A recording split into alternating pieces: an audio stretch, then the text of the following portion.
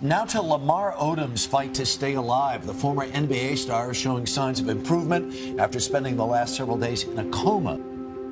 Dennis Hoff says Odom paid $75,000 to stay at his brothel, Love Ranch. Multiple drugs were found in his system, and there are reports he used synthetic Viagra. I was written off. My doctors told all of my loved ones to say your final goodbyes. He demonstrated evidence of multi-organ system failure. He had had, as most people are now aware, multiple strokes. In addition, he suffered significant cardiac damage, kidney damage, liver failure, a multitude of very complex medical issues. Lamar and Chase and Greg, they're going down to Mexico, and we're going to zip them down, change their frequency, and then bring them back right in this portal right here.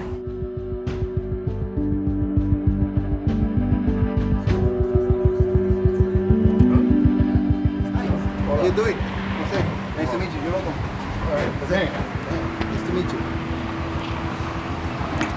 Right. And as soon as you close your eyes, you're gonna go through this stage, right? This is called awakening dreams. You might feel some discomfort, okay? Right. Yeah, and you're gonna feel discomfort. And it's not physically, it's mentally. I understand, you gotta get rid of it.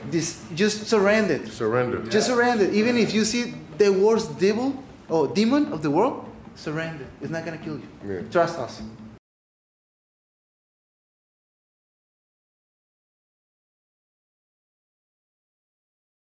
Alrighty, so let me kick it off and just say it's great to be here with you guys and to kind of get to reminisce again about Lamar's ibogaine treatment down at Ambio in Mexico. And one of the most exciting things to me about the experience was that Lamar told me that since that time, he's been able to remain really clean of any kind of hard drugs. And that was, something that and I'll let Lamar talk about it specifically, but like when Kobe Bryant passed, Lamar, the fact that as an addict, you knew you could get a free pass that day, but after the ibogaine, you just told me you just didn't have the desire. Can you tell us a little bit about that? Like about how it's been to, be clean like this for so long and not have that desire eating at you? Yeah. I mean, I don't even know when it, I guess, when it started, if it started right after the ibogaine or the combination of the ibogaine and the ketamine, and of course, will and God. I don't even really, the fastest the thought of cocaine comes into my head, my brain is just as fast as it leaves. I've taken a bunch of people down to see Jose and his team, and the results have been across the board absolutely incredible.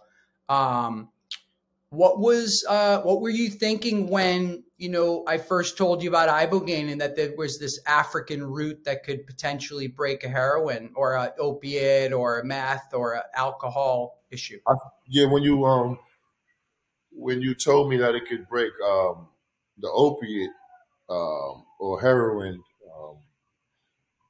issue, that's when I kind of like gravitated to it because I understand how strong those drug issues are to get rid of.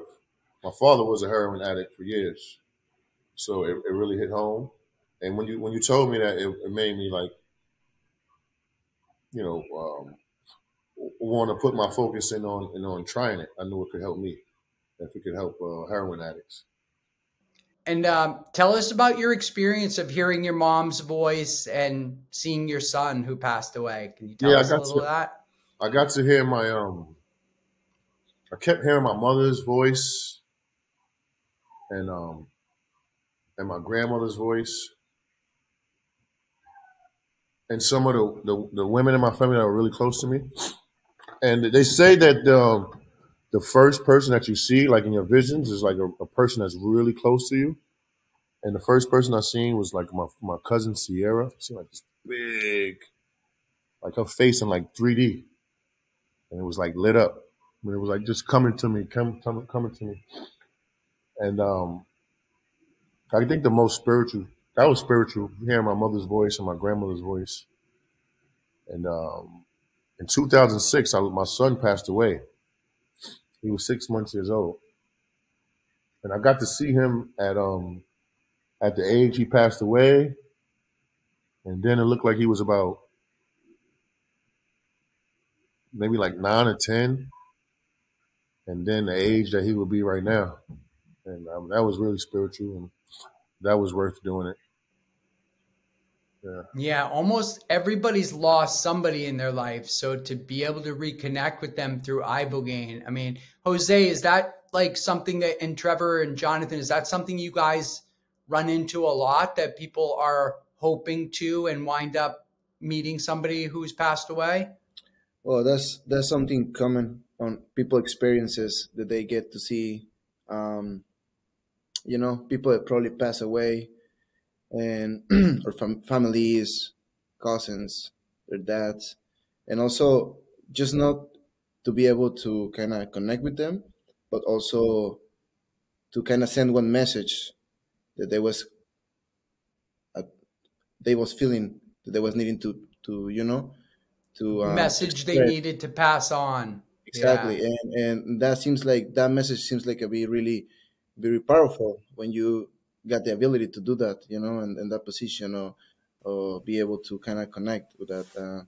Yeah, it's super common to hear that kind of experience, and at the same time, I wish we could promise it to everybody, but the medicine's going to do what the medicine wants to do. But I had a woman who was in getting treated, and her son had died a number of years before, and she felt a lot of remorse, of course, and a lot of blame towards the whole situation. And through her journey, she got to it, just like Lamar described, was exactly how she described it. She saw him as a child, then he actually said in this journey, he said, "Do you want to see what I look like now?" And kind of showed him grown up. And he took her on a flight to a pond, which they had always discussed. So that's really, that's the dream on situations where people have lost loved ones, is that they do really get to connect like that. And like I say, I wish it happened for everybody. It is super common, but there's no guarantees either.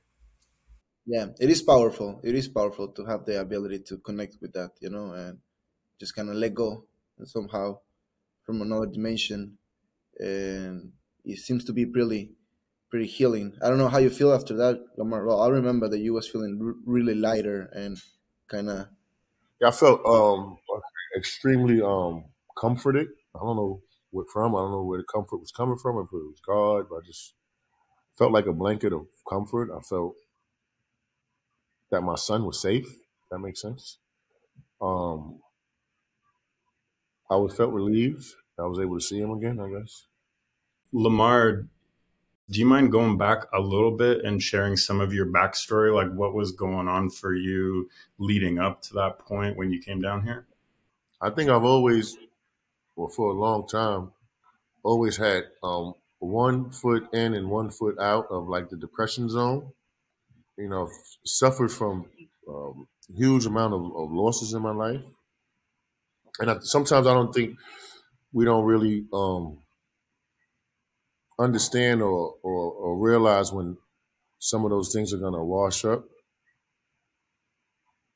and something minute can trigger them. And I was just at the point in my life where, and sniffing coke and shit like that. I just wanted to kind of just stop everything, or make steps toward stopping everything, or helping my depression and PTSD and anxiety. So I was like, fuck it, let me give it a shot. Was cocaine kind of your main vice, or was it in watching the movie again last night, like multiple organ failure, multiple strokes, like that's super intense. That's not just like a casual drug user. I don't think most humans probably can't come back from that. But I think the only reason why God probably spared me, because I didn't do drugs that night. I went to that fucking bunny ranch. I just got divorced, and high profile divorce. And, I was embarrassed. And I wanted to to come face to face with my sex addiction. But drugs is not the only thing I was addicted to. Porn and sex and abusing women. I wanted to, kind of put a halt to all of that shit. Lamar, you think they came both at the same time, or you pick up first like drugs, or it was sex first, or it was kind of the same? Well, cocaine and women kind of went hand in hand with me. Because I think that was because my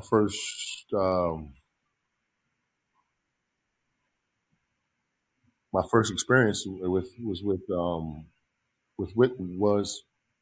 cocaine was with a married woman in a crazy situation in Miami, and it kind of always just went hand in hand after that.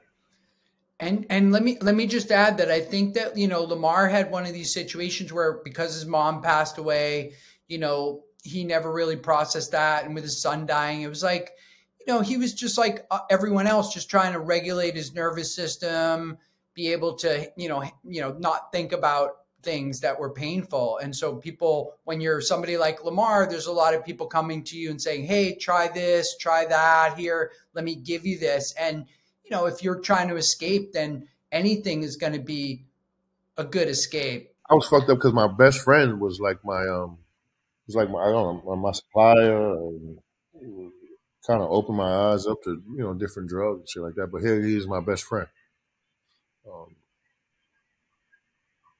and he's no longer here because of drug use. So I'm living my sober life for not just for me, just for people I lost, my children. My mother who's not here, and my father's not here. So I'm hoping that my next Ibogaine experience, I could have a conversation with my father, my pops. So after you came back from the hospital and from all the damage, the physical damage, I couldn't walk or talk. I couldn't walk or talk when I woke up. When did psychedelics come on your radar? I guess years after I met that crazy guy in the middle with the glasses on, right there. After I met him he told me about about how ketamine could help addiction, and so I was really against it because my father was a heroin addict, so I was really against putting any kind of drug into my arm intravenously. But after I did it a couple of times, and I was kind of like saw the results slowly but surely. God is good. I put him first, and I don't know if I'm completely healed, but I don't really. Keep it a secret. I was with 2 strippers in Miami with a good friend of mine. They brought the cocaine out, and I was like, "Get that shit away from me." Any other time, I would have lied to myself and said, "Let me just try one line," you know what I mean, or get one in. But I didn't even really. I was more mad at them that they even offered it. But I kind of put that. I kind of made that that perception of myself out there about abusing cocaine and being public. But I don't know. Now I just want to try to use my story to help people. Because if I got through that shit, I know they could.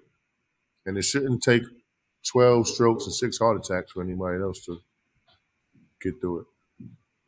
I heard the news that Kobe Bryant died. Obviously I was thinking about you that day.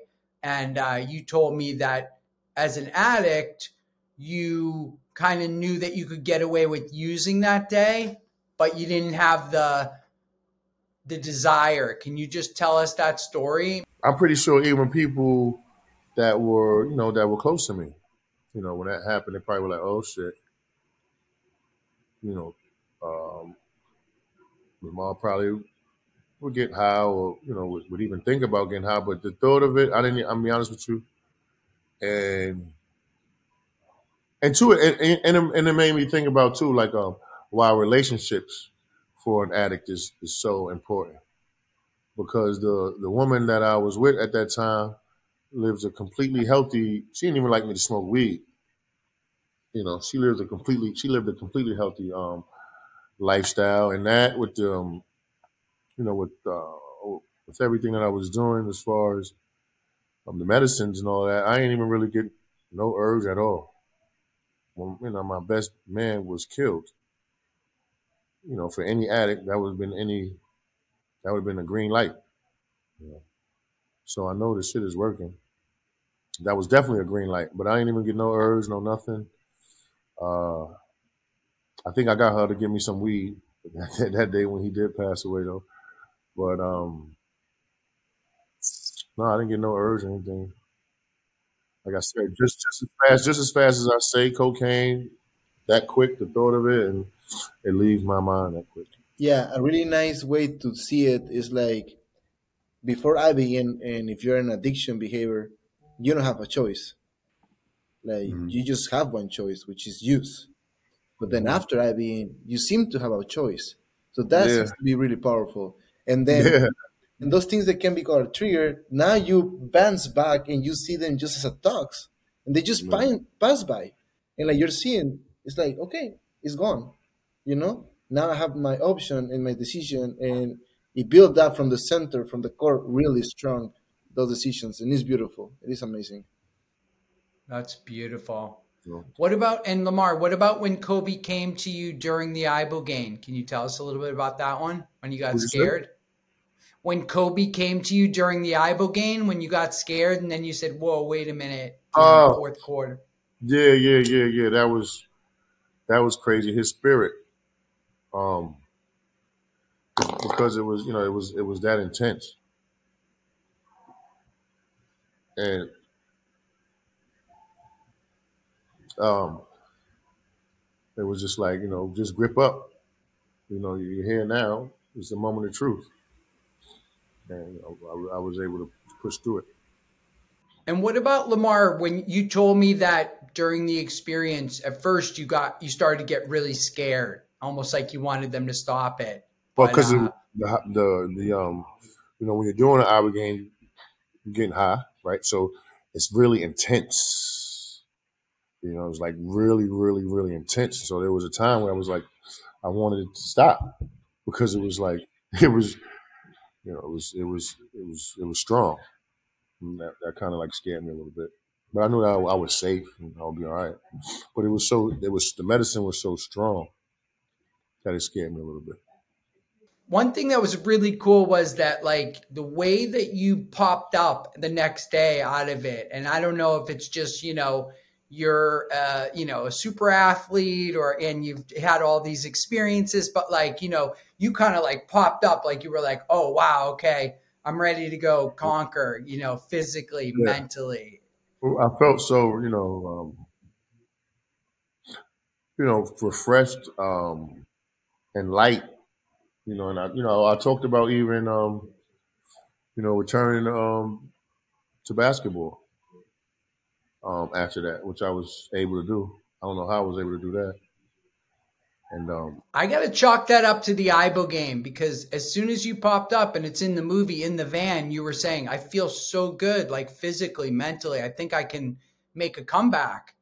And that's what we call in Ambio optimization, and that's what of the features that what we're approaching with our programs is you can feel like that, after everybody can feel in a different time, man. For you was something else. I mean, I think it has to do a lot with that you had discipline overall, and you're an athlete, and I think that helps a lot for you to pop up that quick, like Sapi saying, and just go and get the world in your hands again. I mean, I remember you went back playing basketball again after that, right? yeah, I played in a tournament in Dubai. I didn't perform too well, but so I feel like for so many different reasons, I want to, give it another shot. Ibogaine's really good at getting people from -10 to 0, which seems like at the start of that movie, that's where you were at. You were probably -20. And through the process depicted in the movie, you got up to 0. But Ibogaine is also incredibly good at getting people from 0 to +10 or +20. And I think you'd have a different experience this time experiencing it like that rather than having to detox. Well, let me ask you guys at Ambio, what percentage of people are coming for addiction and what percentage of people are coming for what I would call peak performance? So in our institution is right now the people that is coming for TBI, PTSD, depression, anxiety is higher than the people that is coming for detox, right, Trevor? But I think overall, people come to Ibogaine to detox. People in the Western world tend to come to Ibogaine to detox is the main one. But recently it's really been discovered, and we just did a study with Stanford University that shows this is actually true through MRIs, both before and after the treatment, is that Ibogaine seems to be actually reversing traumatic brain injury. So it's, not only treating the PTSD, treating the depression, treating the anxiety, but it's actually reversing traumatic brain injury. So when I think about athletes and all the trauma they've been through just being an athlete, like I think that's the new frontier for Ibogaine is the optimization.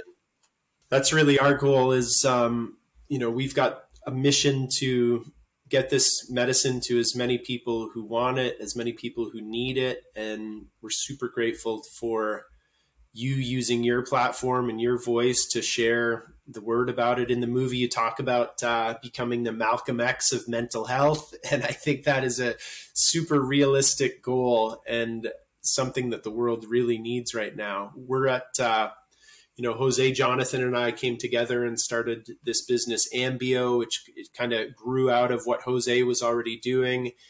And yeah, we're here to, I've been providing Ibogaine for about 10 years. Jonathan's been in the world for about 10 years as well. Jose's been doing that about the same. So we've got an incredible team and know-how. And yeah, we're really ready to kick it up to the next level so that we can serve the amount of people that are going to be after this once your story gets out a little bit more.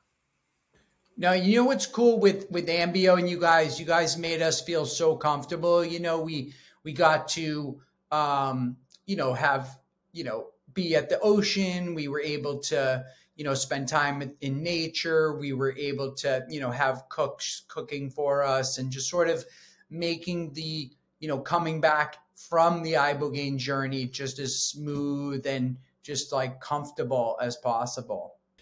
Yeah, cool. So we've got 3 houses now. We've got one house that we use primarily for detoxes, and then we've got 2 other houses where we're running a really cool 5-day protocol through, which isn't for people who are trying to get off drugs. It's for people who are seeking that optimization or seeking that healing from traumatic brain injury. So it's pretty amazing being able to bring somebody in and within the course of 5 days, offer this Ibogaine, offer another substance we're working with, 5-MeO-DMT, which if you haven't tried that before, Lamar, we'll have to make sure you do that when you come down for another dose.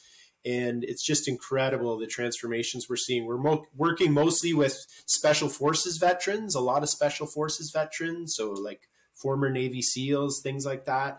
And yeah, just to see the kind of operator syndrome that they're suffering from coming in, which is they've been going for 20 years at war, and then to stop that and have to take care of a baby or something like that afterwards, where your anger is not rewarded anymore. It's really hard transition, and people going through Ibogaine to treat their depression, their anxiety, PTSD, TBI.